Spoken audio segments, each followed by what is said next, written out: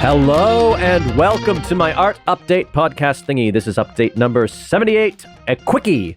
This podcast is designed to keep people who know me, that's me, Andrew Wilner, up to date about what is going on for me artistically. Some life updates might get rolled into that because life imitates art imitates, they're all mixed up. So yeah, I guess if you know me, you're welcome here. You also don't need to listen. This is just for people who are interested. If you don't know me, no idea how you got here, but you're welcome to listen. You just might not make as much sense to you as to somebody who knows who I am and what I'm about. Having said that, if you're just joining now, whether you know me or not, you might want to check out episodes 1, 2, and 52. Those will pretty much bring you up to date, at least to the beginning of this year. I'd stick with those. I'd advise against binging the whole series of updates. It's not designed to be listened to as a serial podcast. It might just be boring. So I'd advise just sort of, if you want to listen to old ones, just dip in and out. Dip in and out. You're not missing anything. There's no story. There's no overarching story here. Right. So for those of you who are just joining, last week's update was late and came out on Tuesday. So I only have this Tuesday, Wednesday, and Thursday to update you on for this installment because I'm recording this on Friday. So let's head right into the updates. YTG. Tuesday, this past Tuesday, was our last time on the first floor until the production week starts, which is on August 12th, which is 10 days from when I'm recording this. I'll come back to this. I think we worked out 2 scenes. Like we figured them out, played with them, kind of have an idea of how those are going to work now. And Wednesday, we kind of decided, most of the character stuff has now been dropped. The play kind of follows the sort of, I'd written sort of like a character narrative. The narrative's been kept, but the characters have been removed. So yeah, we spent Wednesday working out scene order based on the scenes that we've got so far. Thursday, and then we worked on the last new scene was worked on Thursday morning, which was based on an idea I brought in. Thursday, we ended up spending that doing costume stuff. I had to go to the storage unit with Cortez, our fashion guy, in the morning. He's handling a lot of the costume organization, and designing as much as this show is designed. He's sort of in charge of the show. So we went to the costume storage unit in the morning, pulled some stuff, also had to pull some fabric that we need for the set. And then when we got back, it looked like the building owners needed to use the studio to do some preparation for some other stuff. And actually we were kind of focused on costume things. So we ended up packing up and heading out to go basically price checking and shopping for like the ensemble costume pieces, the pieces that we're going to wear when we're not playing a specific character. So we didn't buy anything yet, but we've kind of got those sussed out. We'll probably make that decision next week. And having said all this, I'm wondering, again, like last year, if my complete non-hierarchical approach is working. This group, we don't have the tyranny of voting. But yeah, anyway, so there are 2 questions actually as I'm trying to work this out. Like how am I liking this? So there's 2 questions. And this would have to do with every show that I work on in terms of like how committed, like how well the process is working. So 1, is the show good? And you can't really know that until the show's over. And I won't know until this show's over whether I think a version that was more influenced by me could have been better or would have been worse.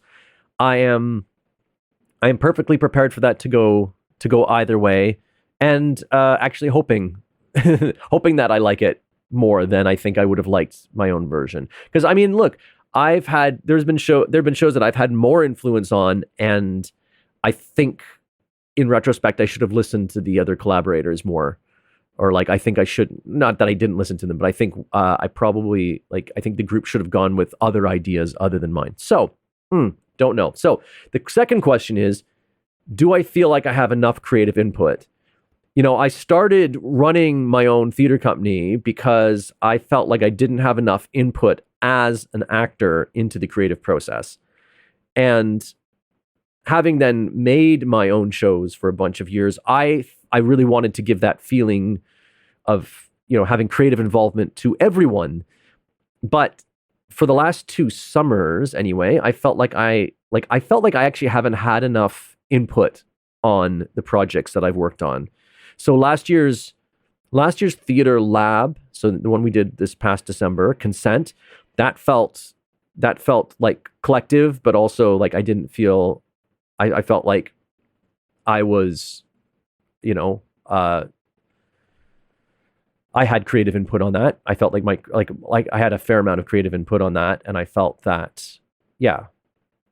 And last spring's Jekyll and Hyde, not the summer show, but the showcase version of Jekyll and Hyde that we did, that one also felt like I had a lot of creative input. And to be honest, like after having done the showcase, we've done it the second time, there's stuff that I wanted in there that I think we would have removed if it hadn't been and I would have considered removing because nobody liked them. If it hadn't been a showcase and the point hadn't been to just show everything and get feedback. But showcases and labs are really different than these main stage summer shows. Just the philosophy is different. For the showcases and labs, we're showing ideas. So things that feel sort of outside the universe of the show sometimes don't go in on main stage shows, and they do go in on showcases and theater labs because the point is to experiment and get feedback. But also the showcases and labs tend to be done during times of the year where I don't have very many ensemble members. So there's usually 4 or 5 of us. And so maybe that's something that's like, it's a group size. Maybe it's a group size thing. Maybe the large groups are hard. But then, going back to 2019, that was a huge group. And I felt like that collaborative process. I felt like I had the level of creative involvement that I wanted there. Anyway, so I think I could deal. And then, and I think I said this last summer as well. Like, we divided the show into 2, and I said that I felt Michael, who directed the second half, and then I directed the first half. I felt like if either of us had come to the show and either of the other person's versions of the show, and it had already been half done, and our job was to support the other, I think either of us would have done that. It was because we'd been working from scratch that we weren't able to do that. We weren't able to feel like connected to the other half of the show. So I don't know. I also think I could deal with less input if I didn't also feel like I was doing a lot of the shit jobs. This year is actually pretty good with people sort of stepping up. But there's just a lot of stuff that has to be done by me because by the time I train someone how to do that, it's too late. Like the job is done basically.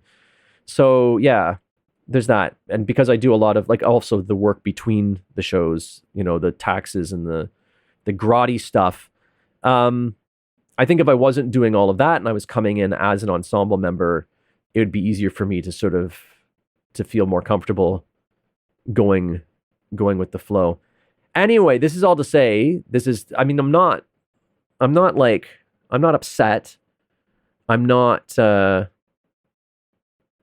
complaining because I've had ensembles where I was the only person who really had creative input, and I didn't like that. I didn't really like that as that either. I wouldn't want to do that on every show. I don't want the show to be about like me and my ego.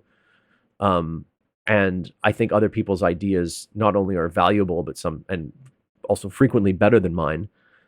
But I don't know. I'm just, it's a feelings thing. So it's really hard to quantify. It's hard to analyze.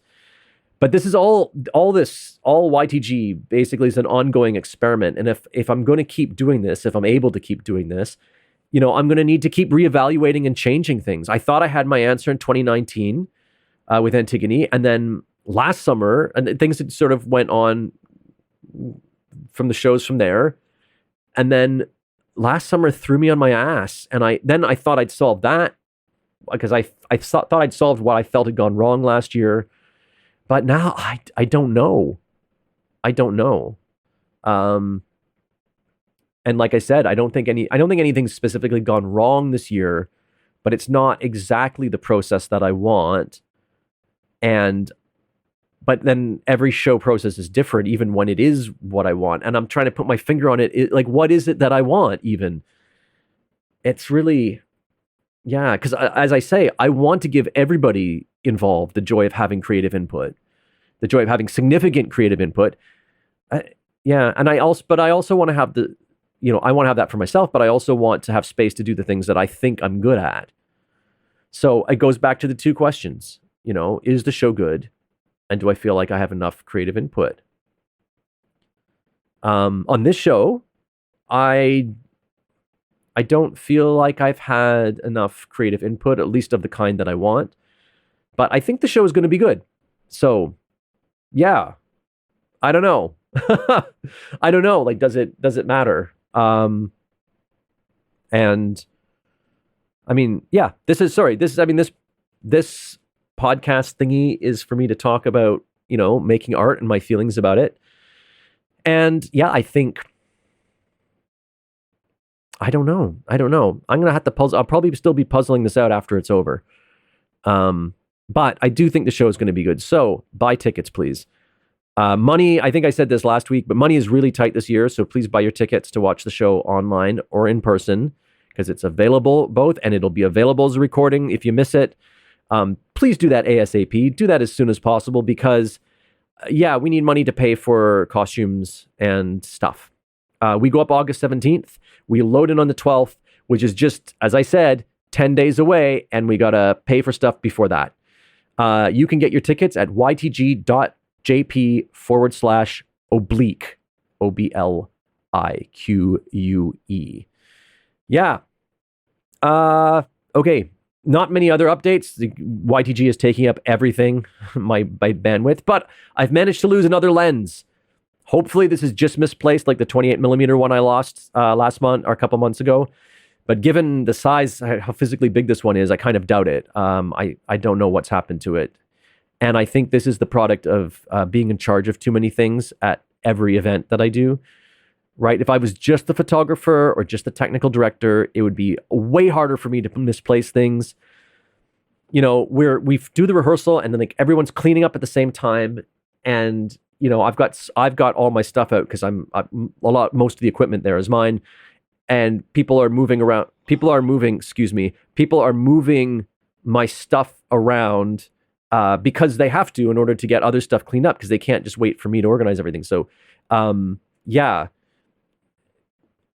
Anyway, I think I'm going to keep working on keeping anything that's not immediately in use in its bag or case, so that this doesn't happen again. So no lenses sitting out on tables, because I think that's sort of, that may have been what happened. I don't know if this happened in rehearsal. I did check the last time. I for sure remember it being used, or being with me, was at Nerd Night on the 19th. The venue said they did not find a camera lens, and I really think I brought it into rehearsal after that. But I've searched the venue, I've searched JDS, I've searched my house, and I can't find it. So I don't know what happened. Yeah. It's possible I left it at Nerd Night. I really think I brought it into the venue. So maybe it's somewhere at JDS. They've been doing shows, so things have been swept up places. I'm really hoping it turns up, because unlike the 28mm Soviet lens, it is not a cheap lens to replace, and it is my primary portrait lens. So, yeah. Yeah. Anyway, yeah, so I'm going to work on keeping things that are not in use in their bags, in their cases. That is something I've always managed to do when I'm on pro shoots, when I'm when I'm only in charge of photos. And I've just got to start doing that for rehearsals as well, even though there's a lot more moving parts, and I've got a lot more equipment. Like, there's possibly sound equipment, there's like the, computer equipment, and, some of it stays at the venue, some of it goes home with me. So I'm just going to have to be a little bit more organized, because I can't have this happening again. I really hope this thing turns up. I mean, at least with the big one, I know it didn't fall out on the street somewhere, but, being lost at JDS, if it got swept into a costume box, that belongs to JDS, it might be a decade before it resurfaces. So, yeah, that's it. So I keep saying yeah. I think that's it. The show is going to be amazing. I'm pretty sure. You never know. You never know this, even 2 weeks out, you don't know, but I think it's got a good flow to it. The group is really talented, and it's sort of like the second half. In some ways, it's like the second half of Jekyll and Hyde last year. Like, I felt that I wasn't creatively connected to that. I'm more creatively connected to this year. But I did feel like the second half of the show was good, and if I'd gone to see it, I would have enjoyed it as a show. It's just like I said, it's an emotional thing. I'm not even sure it's a logical thing, and I'm still working it out. But why don't you see it for yourself and judge? And then maybe we can talk about it afterwards. But I think it's going to be a good show. So yeah, check it out. Andrew out.